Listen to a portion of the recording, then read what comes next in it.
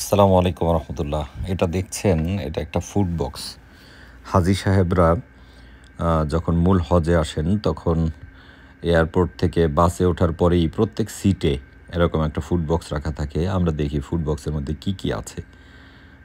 বক্সটা খুললাম, সুন্দর একটা বক্স। এর মধ্যে ফুড বক্সের মধ্যে কি আছে দেখাচ্ছি আমরা। এটা একটা রুটি, খুবই সুন্দর সফট একটা রুটি। এটা 3টা চকলেটের মতো, ভিতরে খেজুর আর উপরে তিল আছে বা এই ধরনের কিছু। এটা একটা পানির বোতল, সুন্দর কিন্তু জমজমের পানি না। আর এটা একটা কেক, সুন্দর একটা কেক। আর এটা একটা হচ্ছে আপনারা দেখছেন জুস। এই বক্সের মধ্যে প্রত্যেক হাজির জন্যেই সিটে বক্স থাকে। এরা যে সময় আসে বাংলাদেশ থেকে হাজিরা রওনা করেন, বিভিন্ন মোয়াল্লেম অফিস জানে যে এই ফ্লাইটে আমার কতজন হাজি আসতেছেন এবং এই বাসে কতজন যাবেন। যতজন যাবেন প্রথম দিক থেকে বাসের প্রত্যেকটা সিটের উপরে এরকম একটা বক্স সুন্দর করে সাজানো থাকে।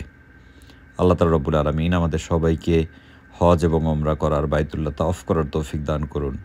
আল্লাহ তাআলা রব্বুল আলামিন যারা হজে ওমরা এসেছেন তাদের হজ ওমরাকে কবুল করুন, হজকে কবুল করুন, সুস্থভাবে বাড়িতে যাওয়ার তৌফিক দান করুন। আমিন। আসসালামু আলাইকুম ওয়া রাহমাতুল্লাহি ওয়া বারাকাতুহু।